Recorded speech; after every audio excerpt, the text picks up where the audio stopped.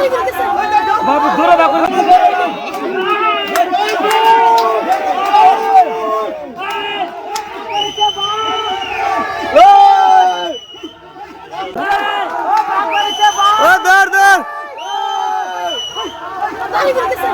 বাবু ধৰে বাবু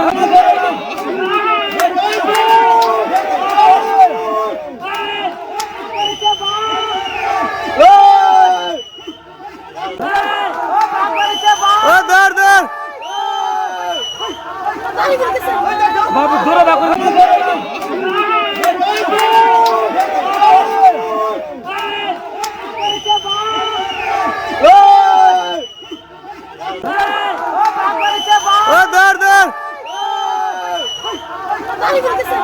বাবু ধৰে বাবু হয় মানে ৰাতিপুৱা যেতিয়া অকৰ পৰা উঠিছোঁ তেতিয়া মানে গম পাই আছোঁ যে চিঞৰ বাখৰ চাৰিওফালে মানুহ দৌৰা দৌৰি কৰি আহিছে।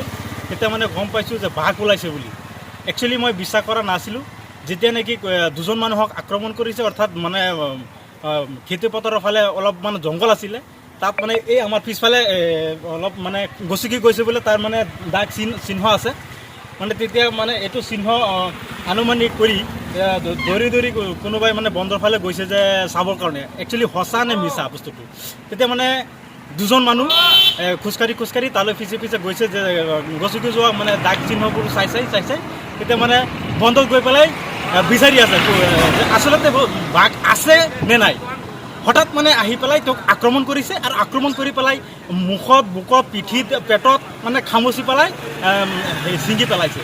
এতিয়া মানে যেতিয়া মানে মানুহজনক এজন মানুহক আক্ৰমণ কৰিছে, আক্ৰমণ কৰি পেলাই যেতিয়া দ্বিতীয় এজন মানুহক আক্ৰমণ কৰিবলৈ যায়, তেতিয়া মানে প্ৰথমজনক আক্ৰমণ কৰা মানুহজনক মানে মানুহে টানি আজুৰি আনিবলৈ চেষ্টা কৰে, চিঞৰ বাখৰ কৰিছে। তেতিয়া চিঞৰ বাখৰ শুনি পেলাই দ্বিতীয়জনক আক্ৰমণ কৰাৰ সময়ত বাঘখনে মানে তেওঁক এৰি পেলাই আঁতৰি গৈছে।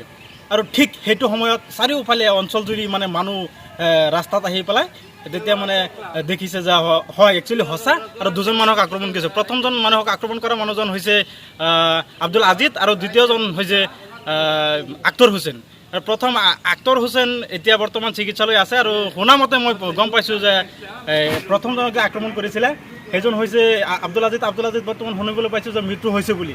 একচুৱেলি আমি এতিয়া বন বিভাগক সংবাদ মাধ্যমৰ জৰিয়তে জনাব বিচাৰিছোঁ যে অনতিপলমে আহি পেলাই যাতে বাঘখনক উদ্ধাৰ কৰি লৈ যায়, যাতে আমাৰ পৰিৱেশটো নষ্ট নহয়, সমাজখন ভাল থাকে।